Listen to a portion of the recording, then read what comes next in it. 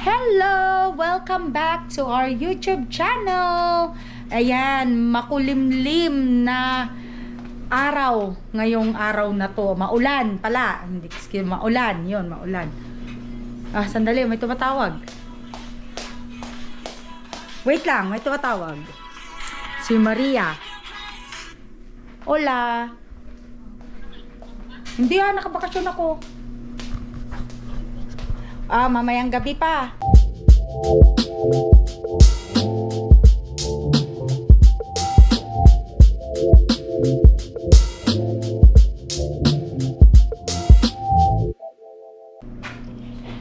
So ayan, ang update ko po is eto na lang yung natira sa apple pie. Ginawa ko kahapon, last time. So, pipunta ako kay nanay kasi kukunin ko pa yung ibang apples doon para gawin ko na namang apple pie dahil nagre-request si Bunso na gusto niya pa daw ng apple pie. And then mamaya punta kami ng airport kasi darating na yung aking anak. Kaya so ayan, magkausap silang magkapatid. Ayun. Bro, I'm shirtless. Don't cut that Kaya out.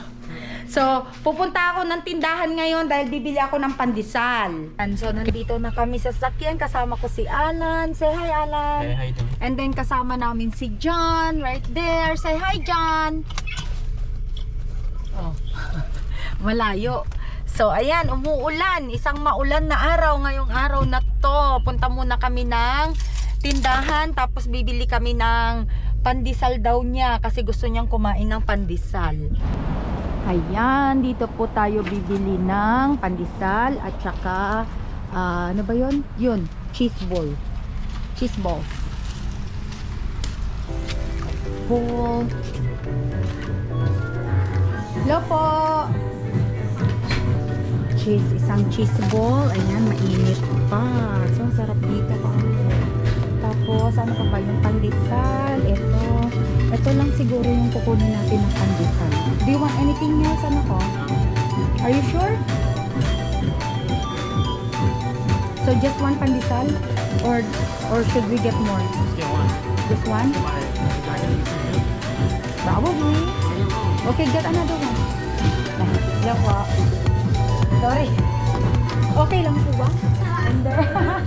Ayan, okay. So, kailangan kong patayin yung camera kasi camera shy daw sila. Kaya pero okay lang naman na nakuhanan yung mga paninda na lang daw. Kaya So, ayan, kung kayo po ay taga San Diego, ito siya. Sally's Place, Pinoy Bake Shop and Deli.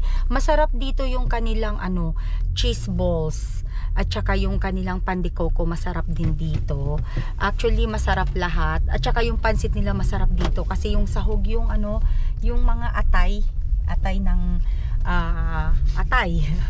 Kaya yun. So, masarap dyan. Dyan kami bumibili ng mga bakes. Yung mga pastries, ganun. Pastries ba tawag doon, anak? Yeah. Do you call that pastries? No, bread. Bread. Yung mga bread. So, ayan. So, pauwi na. Actually, hindi pa kami pala uuwi ni Alan. Punta kami ngayon kay nanay. Kukunin namin yung mga apples. Ayan. Okay, so eto na, dito na kami sa bahay. Little update pala na naayos ko na yung bed ng aking anak. Wait. Ayan, naigawa ko ng kama, nilalabahan ko yung mga bedsheet niya yung mga pillowcase niya. And now, andito tayo sa harap ng computer kasi magpiprint tayo ng label kasi habang nasa labas kami kanina, may bumili. Kaya, para maihabol ko sa mailbox or sa mailman, kailangan ko nang i-print at i-pack ko na yung item. Kasi, bumili na siya dati. Nakyutan daw siya, kaya bumili uli. Diba? Thank you sa customer na yan. So, print natin siya. So, pumunta nga kami sa tindahan kanina. So, ayun, nakuha na namin yung pandesal na pinapabili ni panganay. And then, napunta na rin kami sa bahay ni nanay kasi pinick up ko na rin yung mga mansanas at nanghiram pa ako ng 2 Pyrex sa kanila kasi para makagawa pa kami ng more na pie. Makagawa pa ako ng dalawa pa. And then, ano pa ba yun? Tapos, bumili ako ng dalawa pang, yung panggawa ng pie. And, bumili na rin kami ng soda. Print, shipping, label. O, tama-tama. So, USPS siya. Hindi ko na kailangan umalis uli kasi pipick upin na ito ng postman. Print. And print. Yan. And then, nagkuha pa ako ng mga ibang items doon para i-post para ma-post pa uli dahil nakapag-sell tayo ng items na. Although nakapag-post na ako. So, kung kayo po ay taga-US, pwede kayong bumili ng tawag dito, ng mga items doon kung gusto nyo. So, nakalagay yun nilalagay ko yung link sa description below. Yan, so na-print ko na. Baba na tayo. Ay, patayin ko pala muna ito kasi binubuksan ko lang to pag kailangan ko kasi sayang din naman yung kuryente. So, ayan sa labas, ang dumi ng bintana namin. So, yan, medyo makulimlim pa. Habang nasa labas kami kanina, naulan. Na-dryer ko na rin pala yung mga, ang dilim. Dali. Yan.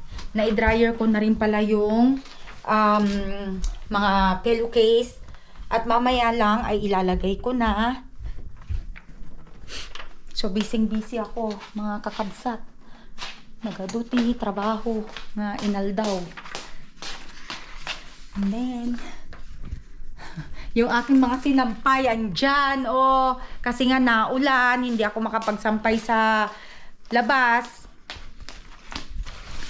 Okay, ito yung binili niya, Twilly. Yan.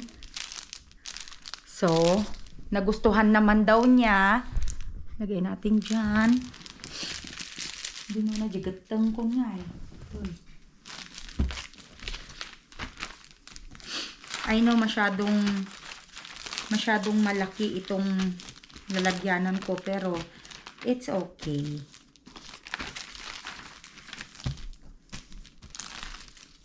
At least nakakahinga siya. Yan. Tapos may nakalagay na thank you. Tapos nilalagyan ko pa yan ng sticker na thank you pa para maragsakan sila, di ba? Para masiyahan yung customer ko. Kasi tingnan mo, bumabalik sila, di ba?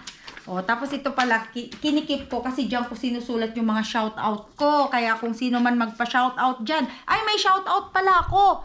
Dali. Buti na lang naalala ko pala yung shoutout. So may shoutout ako si Desiree Dungo 1710. Hello Desiree. Thank you po sa pag-subscribe. And thank you sa pag-comment. Di ba? Kaya ayun. So Desiree Dungo. And syempre, hello na rin kay Joy in your heart. Hello Joy. Si Joy na walang sawang nagko-comment sa aking lahat ng mga post. Hindi siya nagsasawa talaga. Thank you, thank you, thank you. Diba?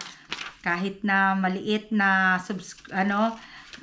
community, lumalaki din naman. And then, mayroon akong pinapanood pala na nagba-vlog dito. Siya si Thai Finish. Taga Finland siya. Ang content niya is yung dumpster diving siya. Sandali. Dali lang po.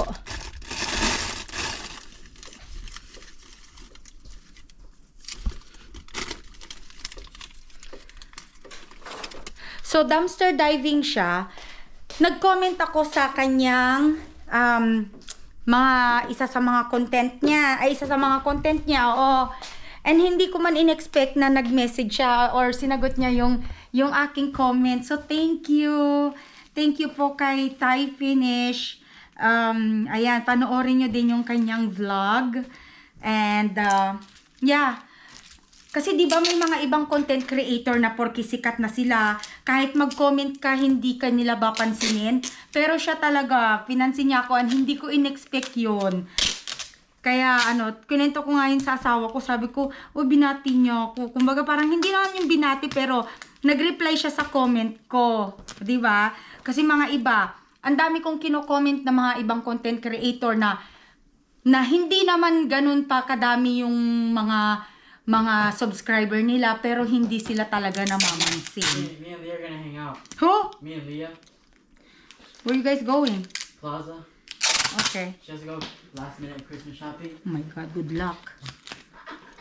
Kaya I was waiting for her answer. So ayun, so aalis daw siya kasama yung kanyang girlfriend.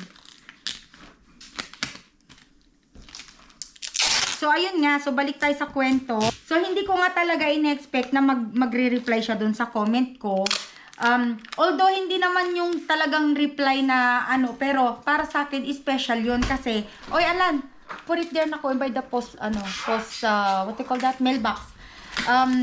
Pero para sa akin yun, yung ma-replyan ka ng isa sa mga sikat na content creator. Yeah, special yun para sa akin kasi hindi naman lahat pinapansin ka ng mga content creator. Lalo na pagka mga sikat na sila, parang wala lang, sino ka ba, 'di ba? Kasi based on my experience, marami akong mga content creator na mga kinokomentan, ganon, naghahay ako, ganon.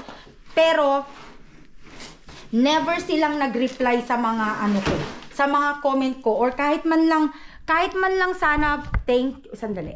Wait lang.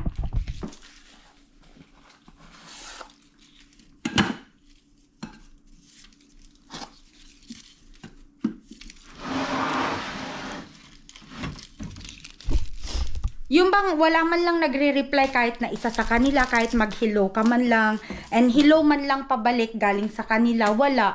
Kaya pagka may nagre-reply, ang saya ko, di ba?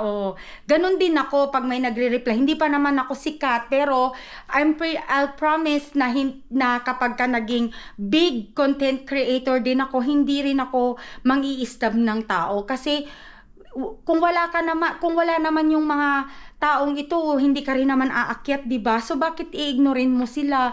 Dapat pansin-pansin lang din. Huwag mataas na kaagad yung mo na akala mo 'di ba? So ayun lang. So na-share ko lang kasi natuwa lang ako dahil hindi ko talaga in-expect na magre-reply siya sa isang comment ko. Matagal na akong nanonood sa kanya pero hindi ako nagko-comment, hindi rin ako actually, aaminin ko, hindi ako nag-subscribe sa kanya before. Actually, ngayon pa lang ako nag-subscribe kasi dahil sinagot niya nga ako, di ba? So, pero kung hindi yan nag-reply, hindi ako mag-subscribe. I'm so sorry, pero ganun kasi ako. Pero since nag-reply siya, nag-subscribe ako, di ba? Hello, Thai Finish! Sana maging friend tayo, di ba? Kahit malayo ka, kahit nasa Finland ka, andito ako sa San Diego. Kaya yun, yay! Masaya ako, wala lang. Bawo ng kaligayahan ko kasi. Yung masagot ka lang ng isang big content creator, masaya ka na, di ba? Kaya, what more pa kapag yung talagang malaking big content creator ka na. Pero I doubt it, hindi sumasagot yung mga malalaking ganun. Tsaka yung mga kukunti pa lang din naman yung mga followers and subscribers nila, hindi na nga namamansin eh. What more pa kaya pagka di ba? So ayun, yun lang, share ko lang ha. So, andito na tayo sa bahay. Mag-i-end na po ako ng miniserye ko for today's video. Marami akong gagawin ngayon. Ayan, nakita nyo naman, nagkalat-kalat na naman dito sa bahay namin. And then later on, iba-vlog ko ang pagdating ni Panganay. So, kung bago po kayo dito sa aming channel, please don't forget to subscribe, like, and hit that notification bell button para lagi po kayong updated sa mga bago naming video. Hanggang sa muli, kakabsat! Bye-bye!